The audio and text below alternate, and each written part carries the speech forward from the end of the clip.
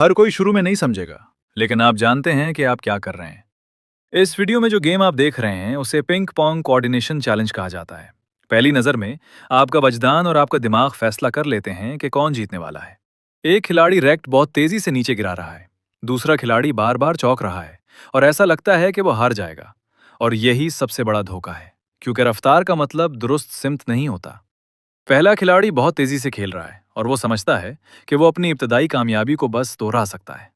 दूसरा खिलाड़ी शुरू में सुस्त दिखाई दे सकता है, लेकिन वो खेल को समझने पर तवज्जो दे रहा है। फिर एक ऐसा लम्हा आता है जिस पर आप यकीन नहीं करेंगे।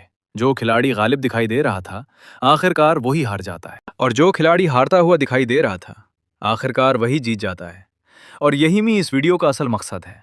ये हमारी फितरी सोच और हमारी नज़र की सबसे बड़ी गलती को बेनकाब करती है। हम एक अच्छी शुरुआत किसे समझ लेते हैं, जैसे वो अच्छे अंजम पानी की जमानत हो। हकीकी जिंदगी में भी बिल्कुल यही होता है। जो लोग शुरू में चमकते हैं, जरूरी नहीं कि आखिर में भी वही जीतें। और जो लोग इब्तदा में गलतियां करते हैं, मुमकिन है कि वो दरअसल अपनी दरस्तगी और महारत बना रहे हों। जिंदगी का फैसला इससे नहीं होता कि आगाज में क्या हुआ।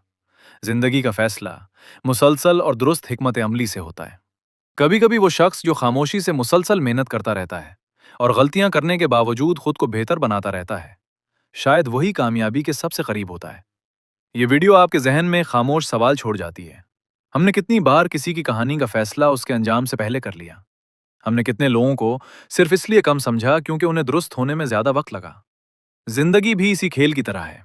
कामयाबी उस शख्स को नहीं मिलती जिसकी शुरुआत सबसे अच्छी हो, बल्कि कामयाबी उसे मिलती है जो खेल को सबसे पहले समझ लेता है। वो जीत जाता है। अगर आपको ये वीडियो पसंद आए हो तो वीडियो को लाइक करें और चैनल जरूर सब्सक्राइब करें।